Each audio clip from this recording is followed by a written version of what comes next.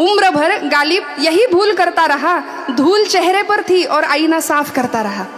आयुष्यभर आम्ही त्याच चुका करतो. भगवंतांनी एवढा सुंदर अस्तित्व देऊन आम्हाला जन्माला घातलंय, अनंत कोटी ब्रह्मांड नायकांनी या ब्रह्मांडाच्या विश्वाच्या पसाऱ्यामध्ये. मग त्याची तुमच्या माझ्याकडून काहीतरी अपेक्षा आहे की नाही? काही क्षण बसूनी ठाईच बैसोनी करा चित्त आवडी अनंत आळवावा. काय वेळ लागतो, काय लागतं? प्रपंच ही अशी गोष्ट आहे की त्याला सगळं बाहेरून आणावं लागतं. साखर संपली, चहा संपला. परवा तर इतक्या गुंतलेल्या आजीबाई एक म्हणल्या साखरेच्या डब्याला सारख्या मुंग्या लागतात. मग काय उपाय केला त्यांनी? साखरेच्या डब्यावर म्हणल्या मीठ लिहिते आणि मिठाच्या डब्यावर साखर. म्हणलं का बरं असं? नाही म्हणले मुंग्यांना फसवते. आता किती आम्ही गुंततो बघा तुम्ही, किती गुंतून राहावं. काही क्षण परमार्थासाठी. माझ्या आवडीचं वाक्य, अर्थाचा परमार्थ आम्हाला खूप लवकर कळतो. अर्थाचा परमार्थ आम्हाला कळतो, परमार्थाचा अर्थ कळायला वेळ लागतो. विठ्ठल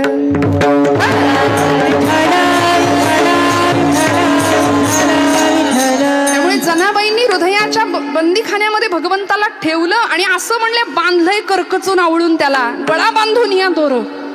तो पांडुरंग परमात्मा व्याकुळ झाला, जनी जनी सोड मला, किती म्हणाले भक्तिपाशात तुझ्या. तेव्हा जनाबाई म्हणतात आता जीवे न सोडी तुला. अरे मी साध नाही, सोहम शब्दे मारा केला. श्वास घेतानाचा सूर सो आणि सोडताना हम. प्रत्येक श्वासाला तुला आठवलंय भगवंता. प्रतिश्वासम सविश्वासम रामम वद दिने दिने को विश्वास हा पुनश्वासा आगमिष्यती वानवा. श्रोते हो, पुढचा श्वास घ्यायला मिळेल की नाही याची खात्री नाही आम्हाला. आपण ताईंच्या मुखातून भागवत कथा ऐकता आहात. परीक्षित राजाला कळालं होतं 7 दिवसांनी माझं मरण आहे. मी त्याही पुढे जाऊन मुद्दाम सांगेन 7 दिवस जगणार आहे अशी राजाला खात्री तरी होती. आम्हाला तेही नाही खात्री आहे का? खात्री उद्याची खात्री आहे, उद्याचा भरोसा आहे.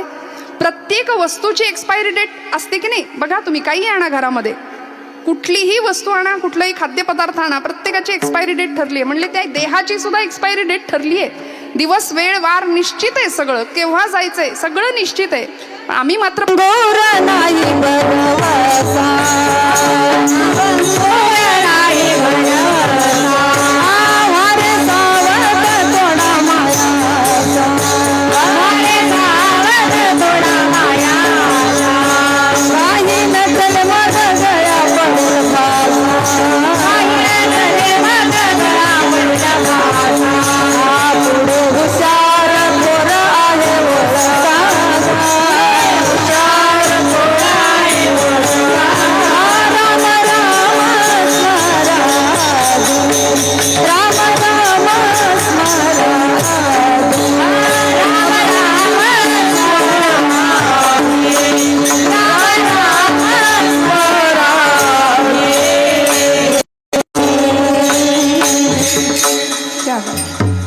क्षणाचाही भरोसा नसलेलं तुमचं माझं आयुष्य.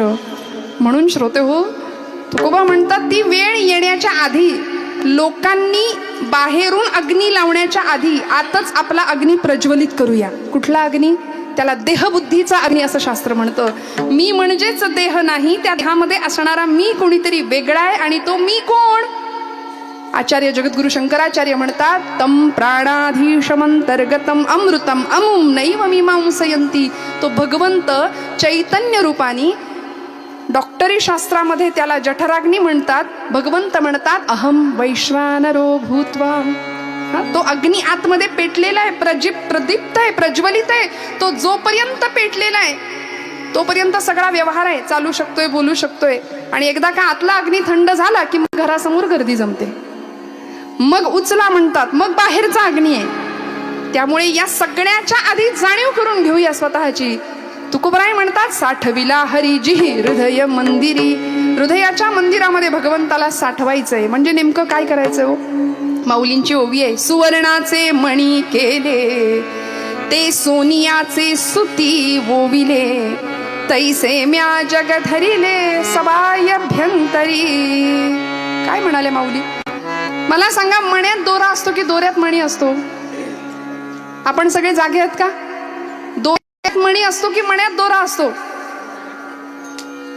माऊली म्हणतात तैसे म्या जग धरिले सवाई अभ्यंतरी, या विश्वात मी आहे आणि विश्व माझ्यात आहे. जीवनम सर्व भूतेषु भगवद्गीता सांगते.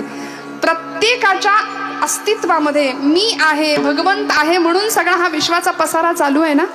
तुमच्या माझ्या हृदयामध्ये आई जगदंबेचा आज जागर सुरू आहे, स्त्री शक्तीचा. म्हणून सांगते की ज्यावेळी ती जगदंबा, ती भगवती लढली 9 दिवस 9 रात्र, हो ना, महिषासुराशी युद्ध केलं तिने. पण आमच्याकडे आम्ही तिचा उत्सव साजरा करतो 9 दिवस 9 रात्र.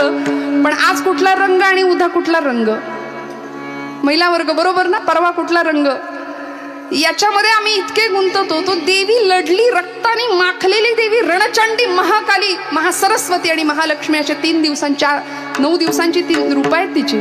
3 दिवस ज्ञानशक्ती, क्रियाशक्ती आणि इच्छाशक्ती, अशी ती भगवती जगदंबा महिषासुराबरोबर लढली. त्याचं ते प्रतीक आहे.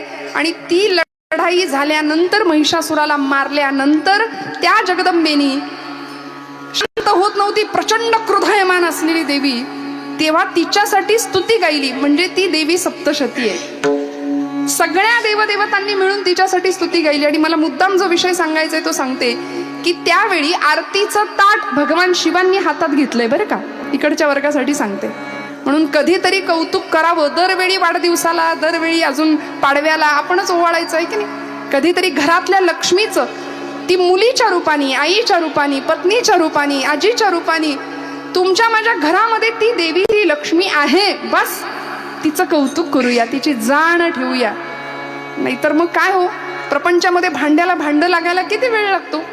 सध्या इतके सोफिस्टिकेटेड आणि इतके सुधारलेलो आम्ही झालो की IT सगळे बोलतात ना, पॅकेजचीच भाषा आहे. प्रचंड सुशिक्षित समाज, भरपूर पैसा, पॅकेजची भाषा आहे. म्हणून मी म्हणते IT माणसं ITतच असतात कायम. 2 महिने 3 महिने झाले की लगेच घटस्फोट, लगेच वेगळे होतात. का? नात्याची कदर नाही, स्नेहाचा पदर नाही. घरामध्ये 4 माणसं, आजी असली तरी नको आहे. 2G 3G 4G 5G आलं, सगळं आलं, पण घरात आजी नाही. घरामध्ये इनमिन 3 माणसं, लाखो रुपयांचा LED असेल, लाखो रुपयांचा फोन पोराच्या हातात असेल, पण कुणी कुणाचं तोंडही धड बघत नाही. आईला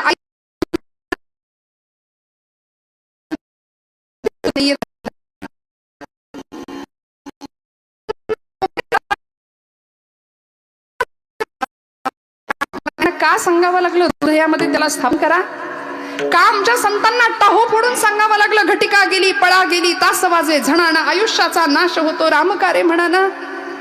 का माऊलींना सांगावं लागलं? वास्तविक जगाने त्यांना काय दिलं? काही नाही, फक्त अपमान, हाल, निंदा, एवढं सगळं दिलं. पण तरी सुद्धा बुडते हे जन न देखावे डोळा, म्हणून कळवळा येत असे ही ज्यांची जात. पण दुर्दैवानी आज संतांना आम्ही जातीत वाटलं. श्रोते हो, आमचं दुर्दैव आहे. ज्ञानोबा अमुक एका जातीचे, तुकोबा अमुक एका जातीचे, सावतोबा अमुक एका, गोरा काका अमुक एका जातीचे. एवढंच काय, महापुरुषांना आम्ही जातीत वाटलं. संतांना जातीत वाटायला गेलो ना, आम्ही मातीत जाऊ एवढं निश्चित आहे. भजे अनुष्ठिती सामान्य सकल. का? वडीलच जर पानपट्टीवर जात असतील, मुलाला पाठवत असतील, तर मुलगा दुसरं काय करणार आहे हो? आईवर जबाबदारी आहे. ज्या छत्रपती शिवप्रभूंच्या हृदयामध्ये आई जगदंबेचं अधिष्ठान होतं, किती अधिष्ठान! अहो, युद्धाला निघाले तर युद्धाचा मंत्र होता हर हर महादेव, सगळ्या सैन्याचा जागर होता. तुळजा भवानी आई जगदंबा ताकद देत होती छत्रपती शिवप्रभूंना. सामर्थ्य आहे चळवळीचे, जो जो करील तयाचे, परंतु तेथे भगवंताचे अधिष्ठान पाहिजे. ही तुकोबांची, समर्थांची उक्ती आणि शिकवण छत्रपती शिवप्रभूंनी एवढी आचरणात आणली की खरंच तुकोबराय म्हणतात ना, साठविला हरिजिही हृदय मंदिरी. हृदयाच्या मंदिरामध्ये अधिष्ठान ठेवलं आई जगदंबेचं आणि प्रार्थना करावी. देवी उमे कालिके आदिशक्ती शिवानंदिनी भक्त कल्याणिनी चंडासुरच्छेदिनी भद्रकालिनी शंभासुर प्राणसंहारिणी दाक्षायणी शैलराजेंद्र कन्ये जगत्स्वामिनी राजराजेश्वरी कुळाची भवानी तुला प्रार्थितो हा शिवाजी रणी दे जय स्वामी. देवी उमे कालिके आदिशक्ती शिवानंदिनी भक्त कल्याणिनी चंडासुरच्छेदिनी भद्रकालिनी शंभासुर प्राणसंहारिणी. आई जगदंबेचं अधिष्ठान ठेवलं आणि रोहिडेश्वरावर शपथ घेताना 16व्या वर्षी 150 मावळ्यांच्या धारोष्ण रक्ताचा अभिषेक शिवशंभू महादेवाच्या पिंडीवर झाला. आचार्य म्हणतात जटाटवी गलज्जल प्रवाह पावितस्तने गले वलम गलम तांभुजंग तुंग मालिका डमड्डमड्डमड्डमन्निनाद पड्डमर्वयं चकार चण्ड ताण्डवं तनोतु नः शिवः शिवम् जटाकटाः सम्भ्रमभ्रमन्निलिम्प निर्झरी विलोल वीचि वल्लरी विराजमान मूर्धनि धगध्वलल्ललाट पट्टपावके किशोर चन्द्रशेखरे रति प्रतिक्षणं मम हराधरेन्द्र नन्दिनी विलास बन्धु बन्धुरस्फुरन्ति गन्त सन्तति प्रमोदमान मानसे कृपाकटाक्ष पूरणी निरुद्ध दुर्धरापदी क्वचित् दिगंबरे मनोविनोद मे तु वस्तुनी. हर हर महादेव. सगळ्या मावळ्यांनी जागर केला का हो? हृदयात भगवंताला साठवलं, अधिष्ठान परमेश्वराचं ठेवलं, तेव्हा चळवळ यशस्वी झाली. म्हणून म्हटलं अध्यात्माशिवाय तुमच्या माझ्या जीवनाला अर्थ नाही. काही क्षण दिवसातला काढावा. ज्यांनी सुंदर आयुष्य दिलंय त्या भगवंताला जर आम्ही विसरलो ना, तुकोबराय कळवळ्याने सांगतात साठविला हरी जिही हृदय मंदिरी. भगवंत हृदयामध्ये आहे नव्हे आहेच. देह देवाचे मंदिर, देह देवाचे मंदिर. नवनीता तैसे घ्या अनंता माऊली म्हणतात. मी आता आईसाहेबांना विचारलं माझ्याकडे वेळ किती आहे, कारण ही इतकी छान मंडळी गातायत. घड्याळ पुढे गेलं तर माझी जबाबदारी नाही मग. पण हरकत नाही, आपण सगळे थोडंसं पुढे मागे होतं नाही का, मागे नाही पुढंच जातं. असं सांगितलं म्हणजे बसायचा धीर वाढतो. विठ्ठल विठ्ठल.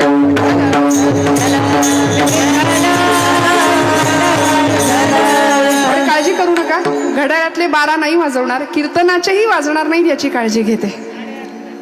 बर विठ्ठल विठ्ठल. टाइम लिमिट देऊन दिले त्यांनी मला. मंथोनी नवनीता तैसे घे अनंता माऊली म्हणते.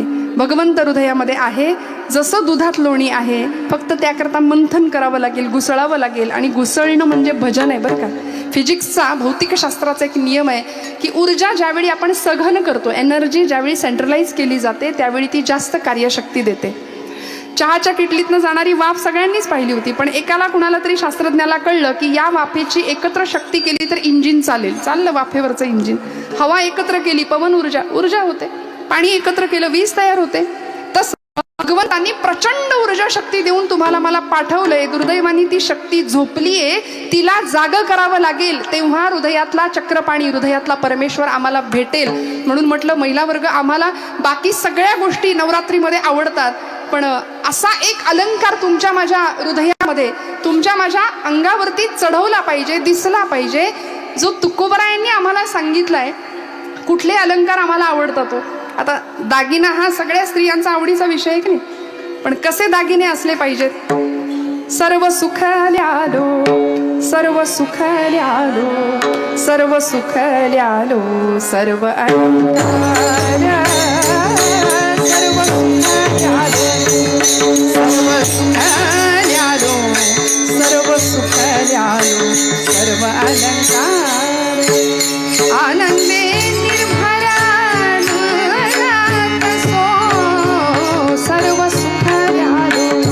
सर्व सुखाल्यानो.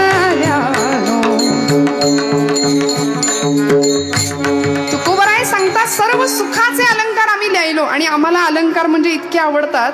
एक सौभाग्यवती स्त्री गेली बरं का, सोनाराकडे गेली आणि काय म्हणाली, सोनार काका माझ्यासाठी दागिने घडवा.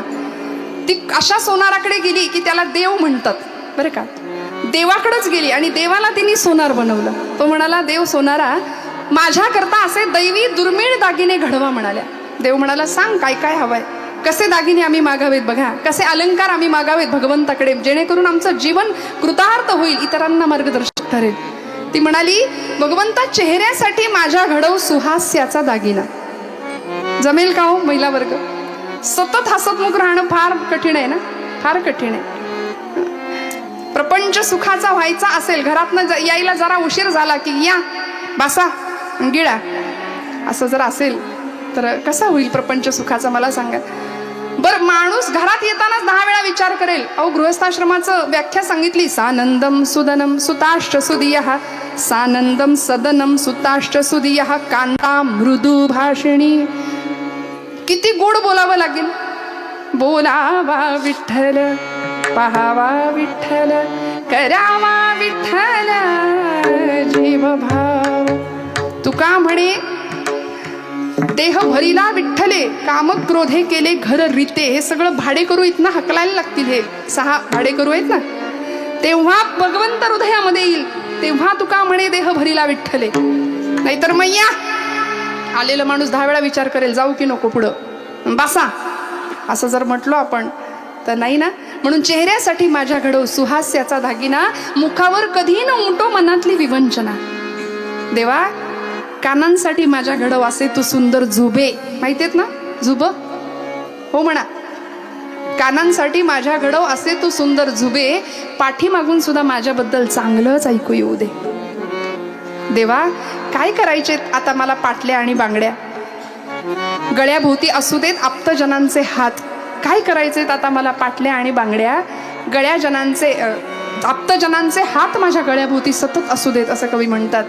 देवा जोडवी मात्र अशी जड घडव. बरं का, जोडवी मात्र अशी जड घडव की पाय जमिनीवरच राहतील. नाही तर जरा हवा डोक्यात गेली की आम्ही फुटभर अंतरावरच चालतो की नाही. जोडवी मात्र अशी जड घडव की पाय जमिनीवरच राहतील. आणि सांग देवा सोनारा, हे सगळे दागिने तू मला केव्हा देशील? आता देव जरी असला तरी तो सोनारच, तो काही वेळेत देणार आहे का? देव म्हणाला बाई हे सगळे दागिने तयार नसतात, कारण त्यांना तेवढी मागणी नसते, मागणीच नसते. देवा तुला काय अशक्य आहे रे, तू तर लगेच घडवू शकतोस म्हणाले, तू तर ब्रह्मांडाचा नायक आहेस. नाही म्हणाले, या दागिन्यांना तेवढी मागणी नाही बाई, काळजी करू नका, हे दागिने आम्ही घडवतो, घडणावळीची सुद्धा काळजी करू नको म्हणले. हे दागिने घडवतो कारण हे दागिने घडवेपर्यंत घेणाऱ्याच्या पैशाची नाही, मनाची श्रीमंत वाढावी एवढी माफक अपेक्षा असते. हे दागिने मी घडवतो म्हणाले, घडणावळीची काळजी करू नको, कारण असे दैवी दुर्मिळ दागिने घडवत राहणं यासारखं आनंद नाही दुसरा.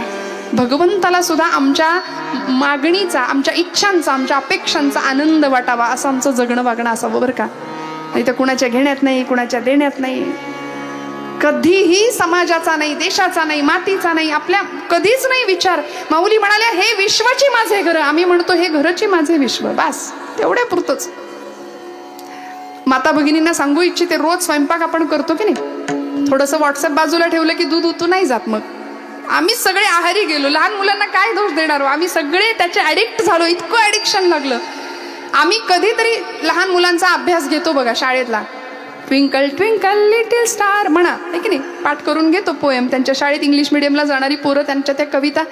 पण कधीतरी स्वयंपाक करता करता पोराला म्हणायला सांगावं, भीमरूपी महारुद्रा वज्र हनुमान मारुती वनारी अंजनी सुता रामदू. अहो ती बुद्धिमतां वरिष्ठम अशी देवता आहे, ती बुद्धीची शक्तीची देवता आहे. आणि हा संस्कार जर योग्य वयात योग्य वेळी नाही झाला, मुलाचं नाव पार्थ आहे आणि भगवद्गीतेचा त्याचा काडीभर संबंध नाही, ही परिस्थिती आहे. योग्य वयात योग्य वेळी हातात गीता घेऊया, मोठं झाल्यानंतर कोर्टात जाऊन गीतेवर हात ठेवण्याची वेळ नाही येणार. विठ्ठल विठ्ठल.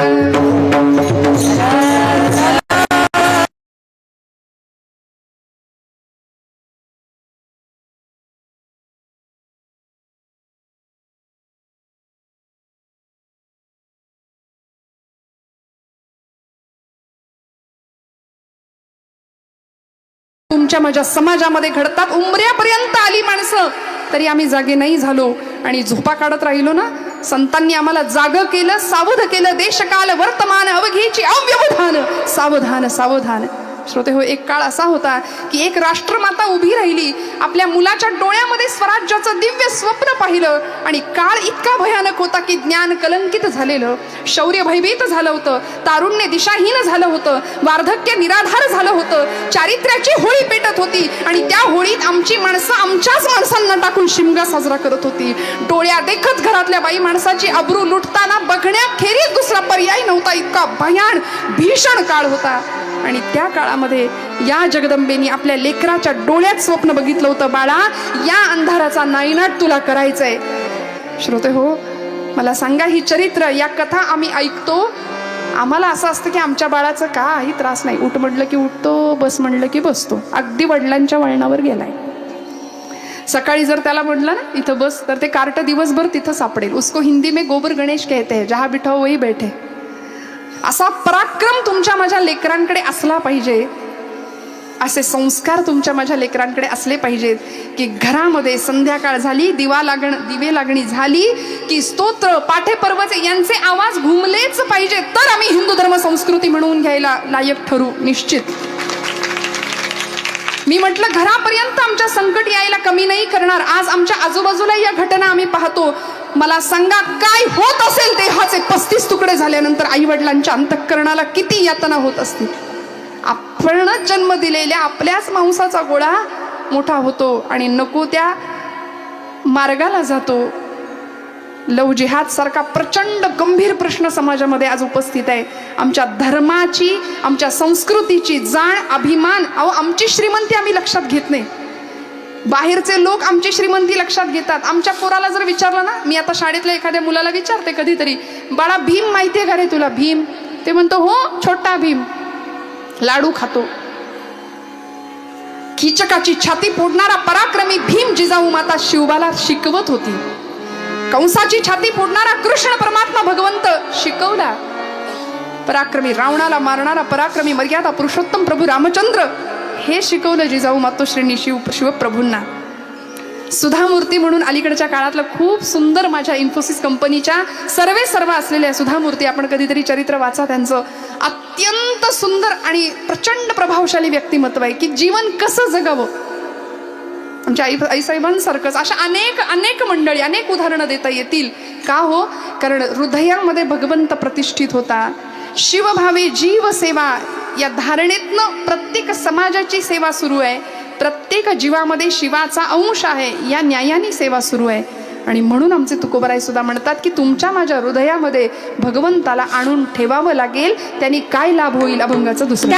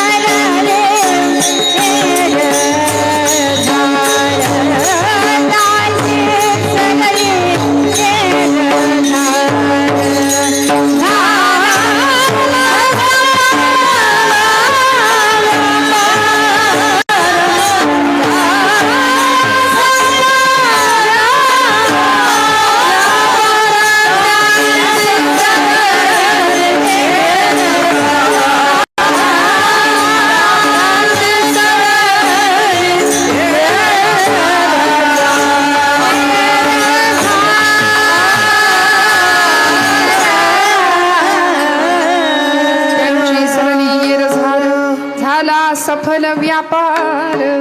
महाराज म्हणाले येरझार संपेल. कुठली येरझार हो? या जगामध्ये येण्याची आणि जाण्याची ही सतत येरझार आमची चालू आहे की नाही. आचार्य म्हणाले पुनरपि जननम पुनरपि मरणम पुनरपि जननी जठरे शयन पुनरपि जननम पुनरपि मरणम पुनरपि जननी इह संसारे खलु दुस्तारे कृपया पारे पाहि मुरारे भज गोविंदम गोविंदम भज मूढमते. पुनरपि जननम पुनरपि मरण, पुन्हा पुन्हा पुन्हा पुन्हा या संसार चक्रामध्ये आम्ही येतो. 84 लक्ष योनी मात्रांमध्ये अखंड भ्रमंती चालू आहे. आणि आता तरी मुक्तता मिळावी, आता तरी ही येरझार संपावी आणि हा जो येरझारीचा व्यापार आहे तो सफल व्हावा. तुकोबराय म्हणतात हा व्यापार सफल झाला. बरं, अनेक संतांचा झाला, पांडुरंग परमात्म्याच्या पंढरपुरामध्ये आषाढी आळंदीला किंवा पंढरपूरला यात्रा असते आषाढी कार्तिकी, आणि पंढरपूरला अशीच गर्दी बरं काय एकादशीला, प्रचंड गर्दी, हा माहोल जमला होता. संत भार पंढरीत, संत भार पंढरीत, कीर्तनाचा गजरा होता, संत भार पंढरी. जनाबाईंचा गोड अभंग आहे. ऐशा संता शरण जावे, जनी म्हणे त्या द्यावे, जनी म्हणे त्याला द्यावे, त्याला द्यावे, संत भार पंढरीत. ही गर्दी सगळ्या संख्य मांदियाळी पंढरपुरामध्ये. आणि पांडुरंग परमात्मा आणि आईसाहेब रुक्मिणी माता एकमेकांमध्ये संवाद चाललाय. रुक्मिणी आईसाहेबांनी पांडुरंगाला विचारावं, धनी आपल्या भाषेत बरं का, ही सगळी मंडळी पंढरपूरला येतात, खरंच या सगळ्यांना वैकुंठाची प्राप्ती होते का हो? पांडुरंग परमात्मा म्हणाले, तुला कोणी सांगितलं पंढरपूरला आला म्हणजेच मला प्राप्त केलं किंवा वैकुंठाला लायक झाला? अगं, घरी राहून सुद्धा जे उपासना करणारी अनेक मंडळी आहेत. कोरोनाच्या काळामध्ये आपण पाहिलं की नाही, 2 वर्ष नाही पंढरपूरला जाता आलं, सगळे कासावीस झाले, व्याकुळ झाले. घरी राहून माझी भक्ती करणारे अनेक मंडळी आहेत. असं कोण आहे मला सांगा बरं. म्हणून म्हणले, फार लांब नाही जायचं, चल जवळ नेतो तुला.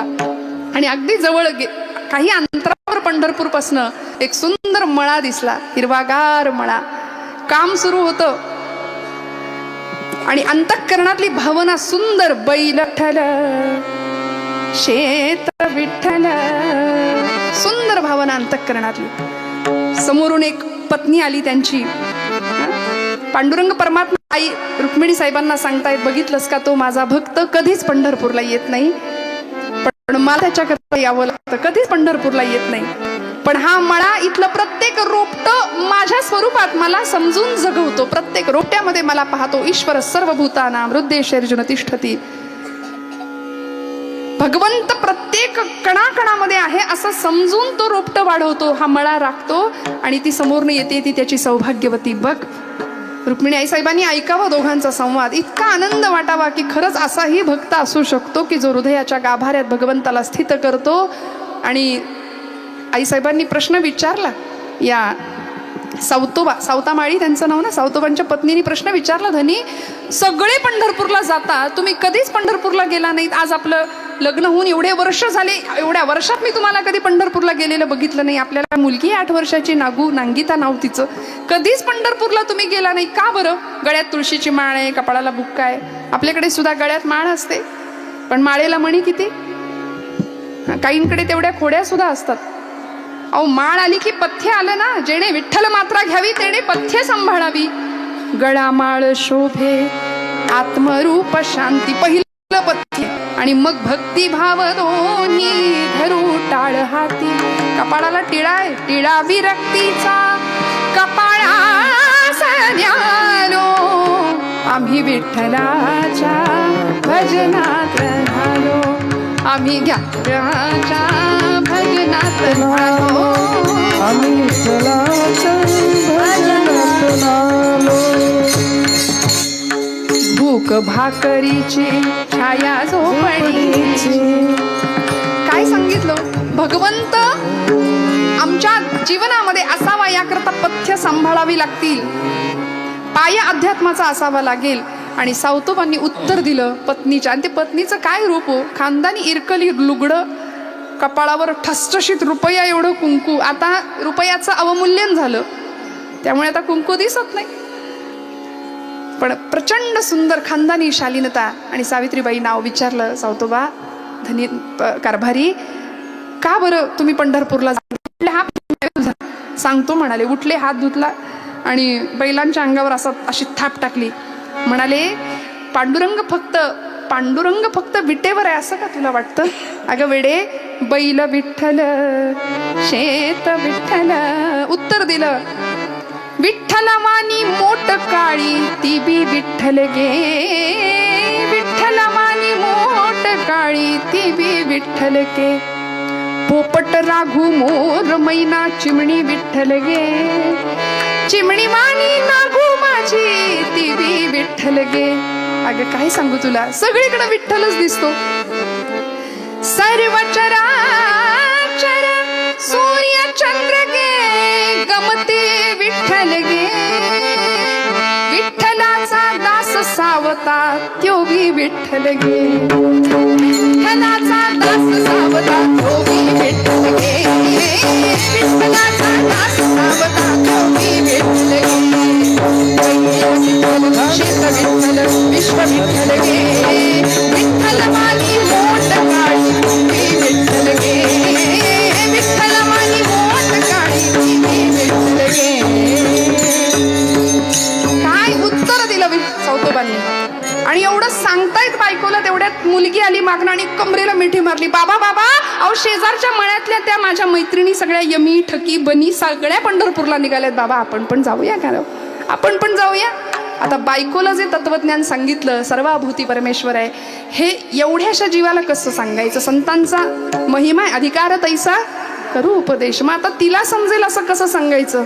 सावतोबा सांगतात, बाई ग नागू, अगं आपण पंढरपूरला जात नाही, कारण म्हणाले हा जो मळा आहे की नाही, तो मळा पांडुरंगाचा आहे. श्रोते हो, सगळं माझं माझं माझं आम्ही करतो, पण किती जणांना कळलं की हे सगळं त्याचं आहे. मळ्याची राखण करणारे आपण आहोत, आपण त्याचं कूळ म्हणून काम करतो. 8 वर्षाची चुणचुणीत पोर होती, ती म्हणाली बाबा अहो मग येत नाही कधी खंडणी वसूल करायला, कधी येत नाही वाटा मागायला, सगळं जमा येत कसा नाही. सावतोबा बोलून गेले, लेकरा तू बोलाव तो येईल, तो बोलाव तो येईल. आणि मुखातनं शब्द निघाला, सहज बोलणे हित उपदेश. आणि त्या पोरीने तेवढंच मनात घेतलं, पटकन परकराचा ओचा केला. परकर पुलक भाजी खुडली, पेंड्या बांधल्या, ओच्यात ठेवल्या आणि रस्त्यावर येऊन उभी राहिली. येणाऱ्या जाणाऱ्या वारकऱ्यांसोबत एखाद्या दिंडीत दिसावा एखादा वारकरी दयाळू, त्याच्याकडे द्यावं आणि पांडुरंगाला सांगावं ही भाजी तुला दिली आहे म्हणून, निरोप म्हणून उभी राहिली. हो पण मी म्हटलं ना, सगळेच गळ्यात माळा असल्या तरी सुद्धा अंतःकरण तसं शुद्ध सात्विक असेलच असं नाही. अवडंबर दिखावा भरपूर असतो की नाही. आणि हे सगळं तिने वडिलांचं ऐकलं आणि वाटेत रस्त्यात येऊन उभी राहिली. समोर येणारी दिंडी दिसली आणि जय विठ्ठल जय हरी विठ्ठल जय जय विठ्ठल जय हरी विठ्ठल जय विठ्ठल जय हरी विठ्ठल जय विठ्ठल. सुंदर दिंडी चालली आणि एक वारकरी तिला दिसले, समोर उभी राहिली. वारकरी दादा म्हणाले, नेता का हो माझी एवढी भाजी पांडुरंगाला. आणि ते जरा उलट्या काळजाचे होते. ते म्हणले चल हट बाजूला, बाप तर कधी पंढरपूरला जात नाही आणि तुझी कामं करायला आम्हाला गडी समजलीस, चल बाजूला हो म्हणले. सगळी भाजी खाली पडली, तुडवली, अक्षरशः तुडवून निघून गेले. हो पोरगी रडायला लागली. रडत रडत रडत रडत पुन्हा आली, भाजी खुडली. बाबा म्हणाले अगं तू पुन्हा भाजी घे, पुन्हा उभी राहा, जातील कोणीतरी घेऊन जाईल पांडुरंगापर्यंत म्हणून पुन्हा गेली. आणि आता दुधाने तोंड भाजल्यावर माणूस ताक सुद्धा फुंकून पितो की नाही, तसं जरा सावध होती की आता बघावं कोण दयाळू दिसतंय, कोण दयाळू, त्यांच्याकडे जाऊन ती भाजी द्यावी म्हणून तिथं उभी राहिली आणि वाट बघायला लागली. आणि परमात्मा सदृदय दयागन भगवंत लगेच येतो. ऐके रुक्मिणी भक्ता संकट समयास जीव कळवळतो, तुझं फार काय सांगू जीव नवीन जेवी मी न तळमळतो. मोरोपंतांची आर्य आहे, आम्ही बऱ्याचदा कीर्तनात गातो. पाण्याशिवाय मासा जसा तळमळतो ना, तसा म्हणाले मी माझ्या भक्ता करता तळमळतो, मला नाही सहन होत भक्ताचं संकट दुःख. आणि आले भगवंत वारकऱ्याचा वेश करून दिंडीत, स्वतः प्रमुख वारकरी गळ्यामध्ये विणा घेऊन चिपळ्या घेऊन उभे. आणि येत असताना नागुनी पाहिलं, 8 वर्षाची लेक होती आणि धावत गेली. समोर म्हणली वारकरी दादा एवढी माझी भाजी नेता का माझ्या पांडुरंगाला. अहो त्याचं कुळ म्हणून आम्ही काम करतो, हा मळा त्याचा आहे, त्यांनी आम्हाला सांभाळायला दिलाय, एवढी भाजी घेऊन जा.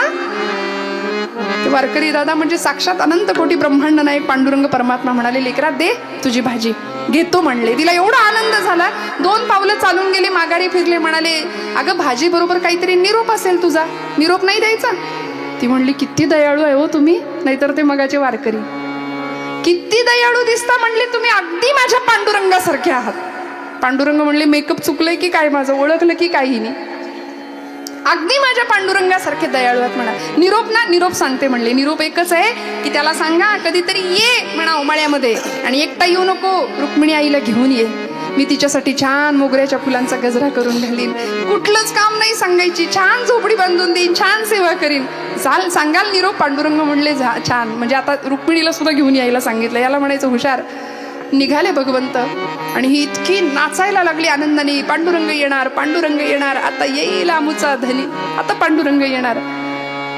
आणि एवढा आनंद झाला, सावतोबांना काळजी वाटू लागली. भगवंता तू बोललायस, तुला यावं लागेल, आता यावं लागेल. आणि या 8 वर्षाच्या मुलीने अन्नाचा कण नाही, पाण्याचा थेंब नाही. नवमी संपली, दशमी संपली, एकादशीचा दिवस उजाडला तरी पांडुरंग परमात्मा आला नाही. म्हटल्यानंतर पोरीचे डोळे खोल गेले, पोट खपाटीला गेलं, चेहरा निस्तेज झाला, काळवंडले डोळे. आणि सांगते बाबा पांडुरंग कधी येईल, कधी येईल पांडुरंग?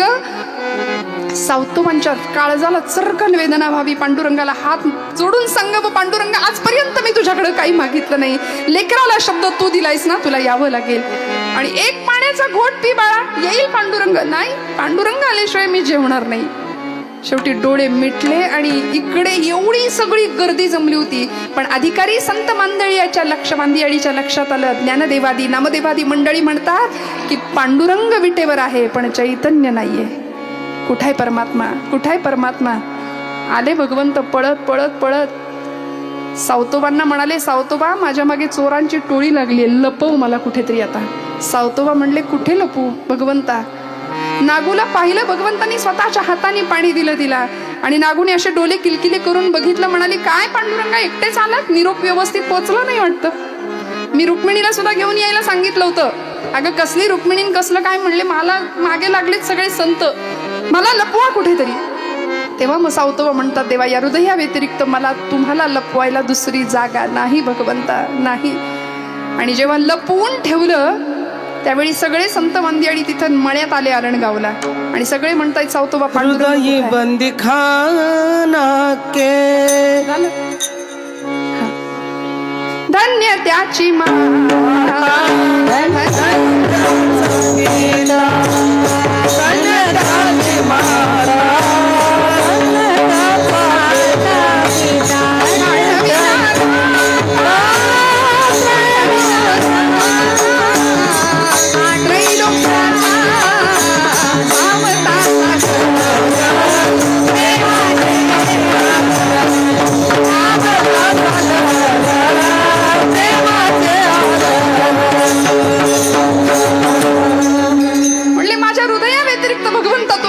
जागा नाही. सगळी संत मांदियाळी यावी आणि सांगावं, भगवंता सावतोबा पांडुरंग कुठाय, परमात्मा कुठाय? आणि हिरवागार फुललेला मळा सावतोबांचा. श्रोते हो, कथा आम्हाला असं सांगते, हृदयामध्ये सावतोबांसारखं भगवंताला साठवा, हनुमंतरायांसारखं रामाला साठवा. आता आपण सुद्धा घरी गेल्यानंतर एक वेळा घ्यायचा मस्तपैकी. सावतोबांनी काय केलं? जमेल का? जनाबाईंनी तर कोडं सोडवलंच, हृदय बंदीखाना केला. कशा पद्धतीने त्याला आतमध्ये ठेवलंय, हृदय मंदिरात कसं ठेवायचं? सावतोबांनी ज्या पद्धतीने भगवंताला ठेवलं, कथा सांगते, नामदेव महाराज तिथे आले होते, हसले, म्हणले सावतोबा तुम्ही असाल मळा राखणारे, शेतकरी असाल, पण शिवणकामातली चूक म्हणले तुम्हाला नाही कळणार, ती माझ्या लक्षात आली. भगवंताचा शेला बाहेर राहिलाय म्हणले, ते नीट नाही शिवलं, जरा चुकलंय. आणि शेला म्हणजे हिरवागार मळा होता हो भगवंताचा, हिरवागार मळा सावतोबांचा. आणि भगवंताला प्रार्थना करावी सावतोबांनी, या परमेश्वरा, आता या परमेश्वरा, भगवंता सगळ्यांना दर्शन द्या. निराकार तो निर्गुण ईश्वर, कसा प्रगटला असा विटेवर, उभय ठेविले हात कटीवर, उभय ठेविले हात कटीवर, पुतळा चैतन्याचा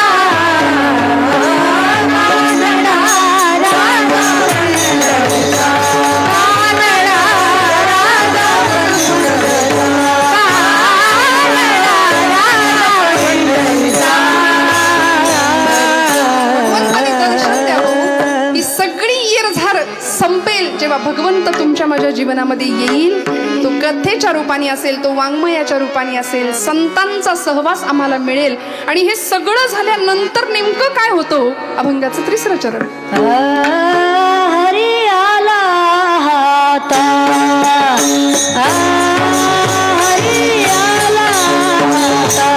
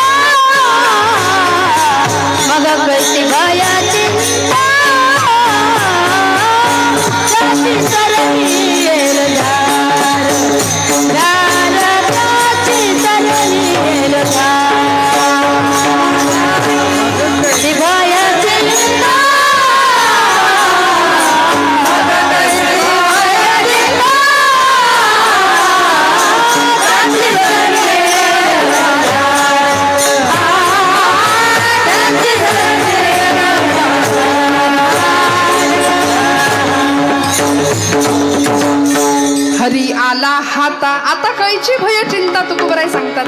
श्रोते हो, अध्यात्म माणसाला निर्भय बनवतं बरं का. पण दुर्दैव असं आहे की आम्ही सगळे घाबरलेलो, प्रचंड आत्मविश्वास नाही.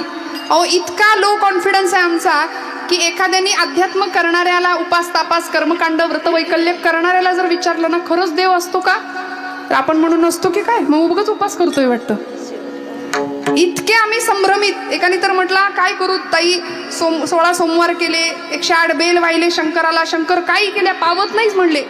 तुम्ही म्हणत असाल तर देव बदलून बघू का. माऊलींच्या बाबतीत विचारतात खरंच त्या दगडात माऊली आहेत का. म्हटलं दगडात माऊली नाही, माऊली तिथे आहेतच, फक्त डोकं टेकवणारा दगड नसावा म्हणजे मिळवलं. विठ्ठल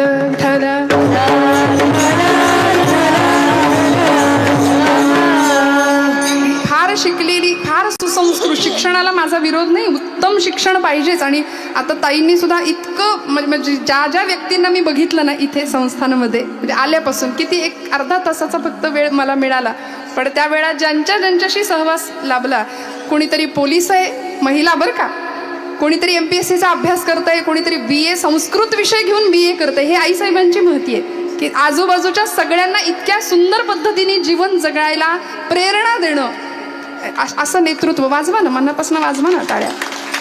इतकं सुंदर नेतृत्व. आणि स्वतःच्या पंखाच्या सावलीत जसं आई लेकराला सांभाळते ना, तसं आईसाहेबांच्या छायाछत्राखाली आपण सगळे आहात.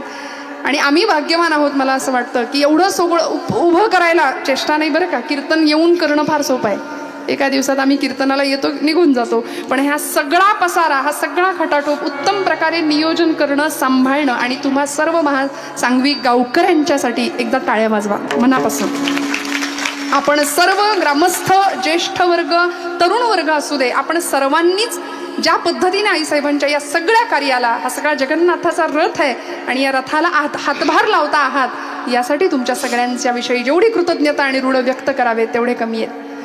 भगवंत तुमच्या माझ्या आयुष्यामध्ये या पद्धतीने येईल बरं का. तुकोबराय म्हणतात हातामध्ये भगवंत सापडेल. हरी आला हाता आता कैची भय चिंता. कशाला घाबरायचं, नको त्या गोष्टींचं चिंतन आणि चिंता करत राहतो आम्ही. चिंतेचं चिंतन करण्यापेक्षा म्हणाले चैतन्याचं चिंतन करा, चिंतामणी मिळाल्याशिवाय राहणार नाही. भगवंत आयुष्यात येईल, फक्त थोडं तितिक्षा असावी लागेल. सहनम सर्वदुःखानां अप्रतिकार पूर्वकम चिंता विलापरहितम सा तितिक्षा निगद्यते. आणि अशी तितिक्षा तुमच्या माझ्याकडे असेल, परमार्थामध्ये भगवंताला प्राप्त करण्याची इच्छा असेल ना, हरी आला हाता आता कैची भय. व्यवहारात बरेच प्रकारची भय आहेत बरं. वैराग्य शतकामध्ये भर्तृहरींनी सांगितलेत. भोगे रोग भयम, कुले च्युती भयम, वित्ते नृपाला भयम, माने दैन्य भयम, गुणे खल भयम, रूपे जरायात भयम, शास्त्रे वादी भयम, बले रिपु भयम, काये कृतांतात भयम, सर्वम वस्तु भयान्वितम भुवि नृणाम वैराग्यमेवा भयम. वैराग्य नावाचं एकमेव अभय देणारी गोष्ट आहे. अनेक भय आहेत, विस्तार करत नाही, पण या सगळ्या भयापासून मुक्तता मिळवायची असेल तर तुमच्या माझ्याकडे एकच पर्याय आहे, ते म्हणजे विठोबा.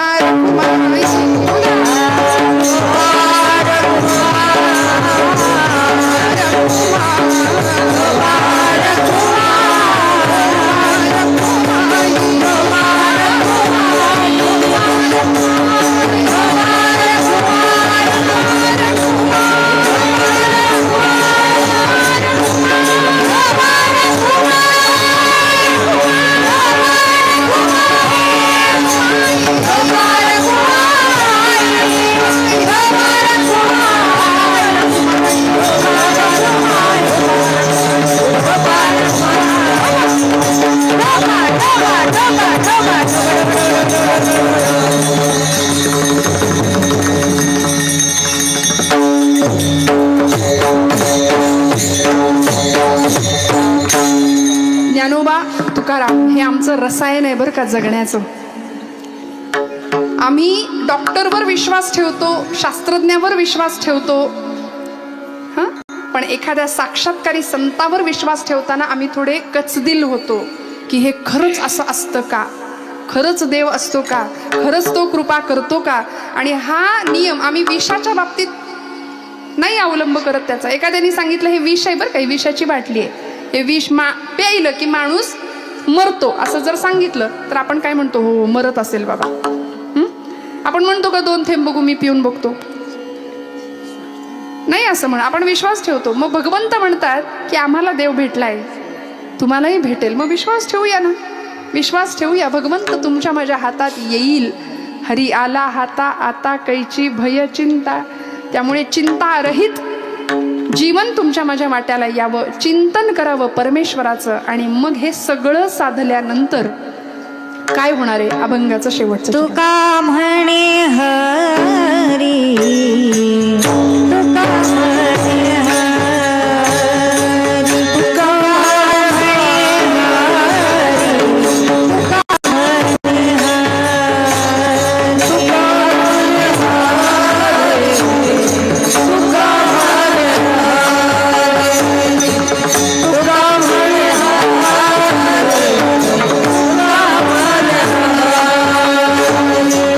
तुका म्हणे हरी.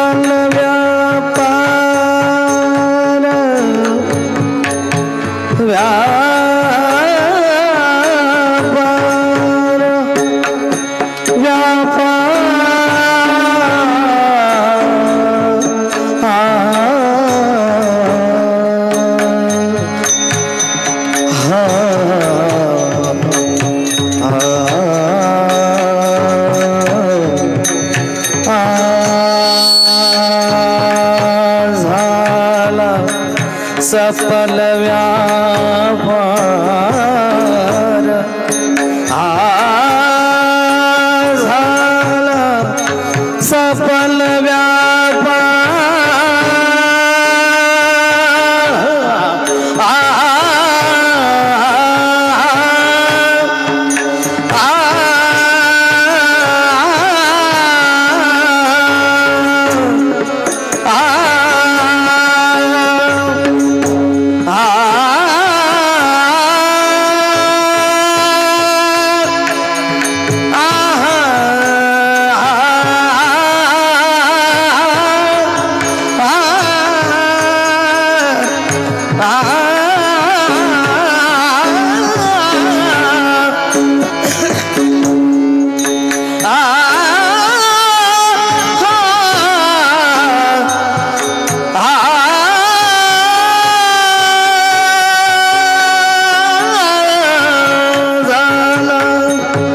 सफल व्यापार झाला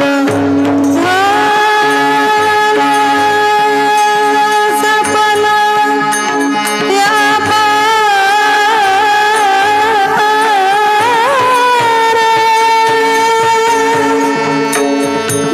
झाला सफल व्यापार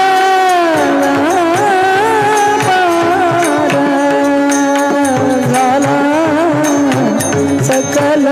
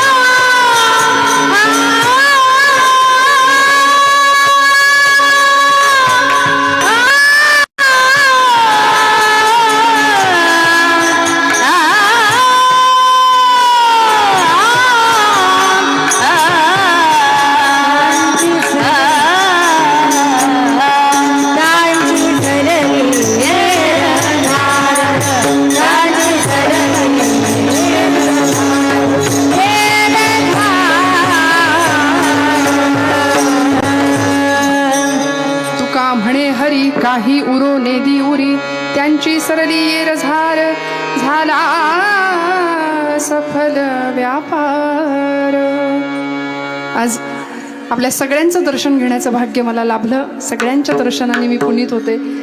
श्रोते हो, आज समाजामध्ये काही ठिकाणी आपल्या क्षेत्रामध्ये महिलांनी कीर्तन करायचं की नाही अजून इथेच अडकलेली काही मंडळी आहेत. अजून याच्यावरच वादविवाद चर्चा मतमतांतर चालू आहेत. पण त्याच महाराष्ट्रामध्ये महासांगवी सारख्या ठिकाणी ताईसाहेबांच्या कृपेने एवढा मोठा महिला सप्ताह आयोजन केला जातोय. हे यश आहे, हे भाग्य आहे. बरं, याच्यासाठी केला होता अट्टहास. तुकोबराय म्हणतात झाला सफल व्यापार, त्यांची येधार झालेली सेवा भगवंत चरणावर अर्पण करते. सगळ्यांच्या विषयी मनात कृतज्ञता व्यक्त करते. बोलत असताना काही वेडवाकडं गेलं असेल तर मोठ्या अंतःकरणाने क्षमा करा. श्रोते हो, दोन गोष्टी असतात. एक अंतःकरणातलं देवपण आहे आणि तुमच्या मनाचं बालपण आहे. या दोन गोष्टी कधी संपू देऊ नका. कोण आपल्याशी कसं वागतंय यापेक्षा आपण सगळ्यांशी कसं वागतोय याची बेरीज करूया, याचा हिशोब लक्षात घेऊया. आणि एक सांगते, तुमचे डोळे सुंदर असतील तर तुम्ही जगावर प्रेम कराल. पण श्रोते हो, तुमची जीभ गोड असेल तर सगळं जग तुमच्यावर प्रेम करेल, करण्याशिवाय राहणार नाही. त्यामुळे काय